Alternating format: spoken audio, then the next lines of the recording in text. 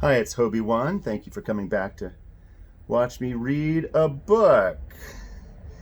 I just picked up a veritable treasure trove from the bookstore. I bought the first 5 Hardy Boys books, so here we go. The Tower Treasure, Hardy Boys book number 1 by Franklin W. Dixon. Glasses check. Let's go. I'd like to know how the Hardy Boys were introduced. The Tower Treasure, Chapter 1, The Speed Demon. Frank and Joe Hardy clutched the grips of their motorcycles and stared in horror at the oncoming car. It was careening from side to side on the narrow road. "He'll hit us! We better climb this hillside, and fast!" Frank exclaimed as the boys brought their motorcycles to a screeching halt and leaped off. "On the double!" Joe cried out as they started up the steep embankment. To their amazement, the reckless driver suddenly pulled his car hard to the right and turned into a side road on 2 wheels. The boys expected the car to turn over, but it held the dusty ground and sped out of sight. "Wow," said Joe. "Let's get away from here before the crazy guy comes back. That's a dead-end road, you know." The boys scrambled back onto their motorcycles and gunned them a bit to get past the intersecting road in a hurry. They rode in silence for a while, gazing at the scene ahead. On their right, an embankment of tumbled rocks and boulders sloped steeply to the water below. From the opposite side rose a jagged cliff. The little-traveled road was winding and just wide enough for 2 cars to pass. "Boy, I'd hate to fall off the edge of this road," Frank remarked. "It's a 100-foot drop." "That's right," Joe agreed. "We'd sure be smashed to bits before we ever got to the bottom." Then he smiled. "Watch your step, Frank, or Dad's papers won't get delivered." Frank reached into his jacket pocket to be sure several important legal papers, which he was to deliver for Mr. Hardy, were still there. Relieved to find them, Frank chuckled and said, "After the help we gave Dad on his latest case, he ought to set up the firm of Hardy and Sons." "Why not?" Joe replied, with a broad grin. "Isn't he one of the most famous private detectives in the country? And aren't we bright, too?" Then, becoming serious, he added, "I wish we could solve a mystery on our own, though." Frank and Joe, students at Bayport High, were combining business with pleasure this Saturday morning by doing the errand for their father. Even though one boy was dark and the other fair, there was a marked resemblance between the 2 brothers. 18-year-old Frank was tall and dark. Joe, a year younger, was blond with blue eyes. They were the only children of Fenton and Laura Hardy. The family lived in Bayport, a small but thriving city of 50,000 inhabitants, located on Barmet Bay, 3 miles inland from the Atlantic Ocean. The 2 motorcycles whipped along the narrow road that skirted the bay and led to Willowville, the brothers' destination. The boys took the next curve neatly and started up a long, steep slope. Here, the road was a mere ribbon and badly in need of repair. "Once we get to the top of the hill, it won't be so rough," Frank remarked, as they jounced over the uneven surface. "Better road from there into Willowville." Just then, above the sharp putt-putt of their own motors, the 2 boys heard the roar of a car approaching from their rear at great speed. They took a moment to look back. "Looks like that same guy we saw before," Joe burst out. "Good night!" At once the Hardys stopped and pulled as close to the edge as they dared. Frank and Joe hopped off and stood poised to leap out of danger again, if necessary. The car hurtled toward them like a shot.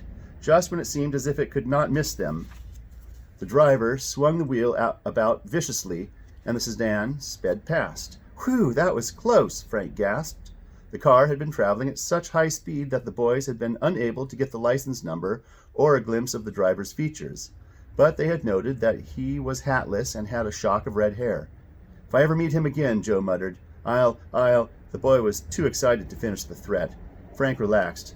"He must be practicing for some kind of race," he remarked, as the dark blue sedan disappeared from sight around the curve ahead. The boys resumed their journey. By the time they rounded the curve and could see Willowville in a valley along the bay beneath them, there was no trace of the rash motorist. "He's probably halfway across the state by this time," Joe remarked. "Unless he's in jail or over a cliff," Frank added. The boys reached Willowville, and Frank delivered the legal papers to a lawyer, while Joe guarded the motorcycles. When his brother returned, Joe suggested, "How about taking the other road back to Bayport? I don't crave going over that bumpy stretch again." "Suits me. We can stop off at Chet's."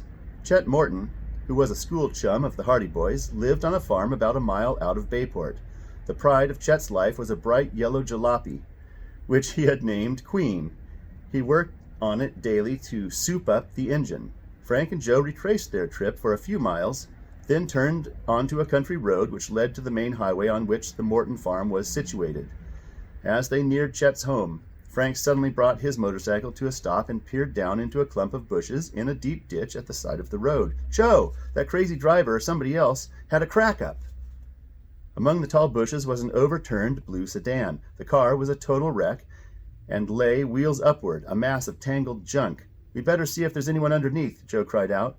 The boys made their way down the culvert, their hearts pounding. What could they find? What would they find?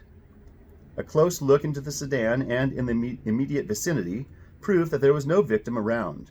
"Maybe this happened some time ago," said Joe, and Frank stepped forward and laid his hand on the exposed engine. "Joe, it's still warm," he said. "The accident occurred a short while ago. Now, I'm sure this is the red-haired driver's car.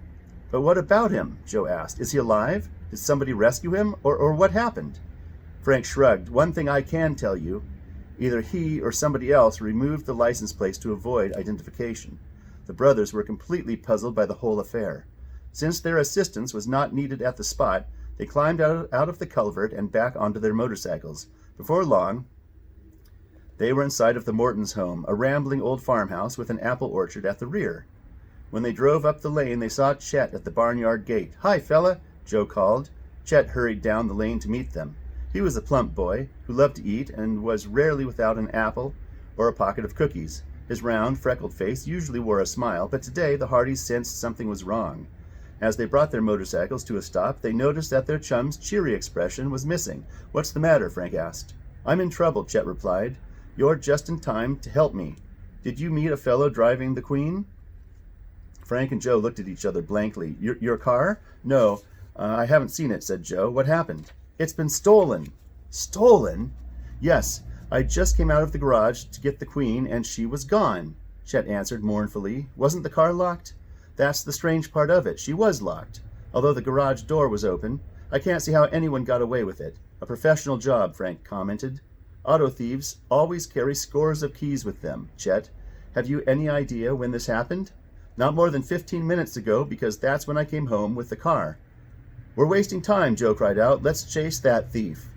"But I don't know which way he went," Chet protested.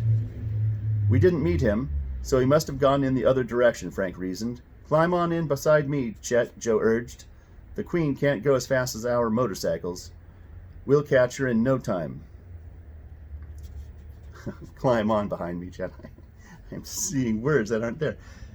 "And there was only a little gas in my car anyway," Chet said excitedly as he swung himself onto Joe's motorcycle. "Maybe it has stalled by this time." In a few moments, the boys were tearing down the road in pursuit of the automobile thief. That is the end of Chapter 1. Oh, this is the part where I'm supposed to say, click the button over there for the next video, and click this button to subscribe. Thank you. Click.